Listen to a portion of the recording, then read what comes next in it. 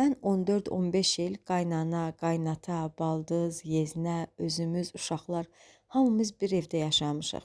Əsas köklü ev olduğuna görə bəzən digər qayınlarımın da ad günləri bizdə keçirilirdi. Bir süfrə arxasına yığışıb və birlikdə nə qədər bayramları və yaxud da ad günlərini qeyd edirdik.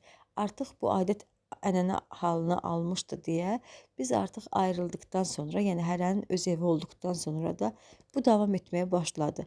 Ən çox baldızımla biz mütləq ya ad günləri ya bayramlarda ya biz onlara gəlirik, ya da onlar bizə gəlirlər. Uşaqlarımla baldızımın arasında çox möhkəm bağ olduğuna görə, yəni mən balalarımı çox istəyir, balalarım da onu çox istəyir deyə mütləq hər bayramda və yaxud da ad günlərində çağırırlar ki, kim olmasa da sən mütləq olmalısan.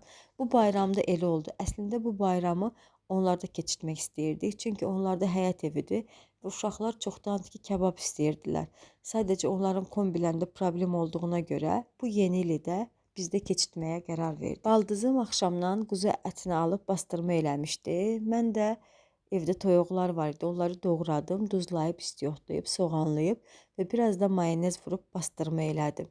Artıq səhərsi gün bişirməyə gedəndə şahpulovu o zaman yığmağa başladım. Mütləq ad günlərində bizdə mütləq aş olmalıdır. Çünki uşaqlar digər yeməkləri elə çox sevməsələr də, aş olanda arxayın oluram ki, nə yeməsələr də aşı mütləq yeyəcəklər. Hətta demək olar ki, mənim böyük qızım ümumiyyətlə heç quzu əti kababının dadını bilmir. Arada ona acıqlanıram ki, bəlkə yesən xoşuna gələcək. Yox, istəmirəm, mən ümumiyyətlə yemək istəmirəm. Və qısa konkret dediyindən də dönməyən biridir. Ona görə də onun üçün əlavə həmişə mütləq yemək hazırlanır. Onlar artıq kababı bişirib bizə qaydanda, mən artıq şahpulovu yığıb və sobaya vermişdim ki, gələndə tam qızarsın. Süfrəyə oturanda demək olar ki, mənim şahpulovum da hazır idi.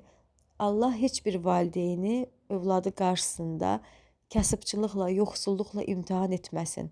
Allah bütün süfrələrə ruzi bərəkət versin. Bu il xalqımıza, dövlətimizə əmin-amanlıq, sakitlik, firavanlıq gətirsin inşallah. Hər kəsin süfrəsi bol, hər kəs xoşbəxt və hər kəs çox gözəl yaşasın inşallah. Allah gələn günlərimizi ötən günlərimizdən daha da gözəl etsin. Bugünlük isə məndən bu qədər. Belə çox vloqların və reseptlərin gəlməsini istəyirsinizsə, səhifəmə abunə olun və bəyənin. Hələlik.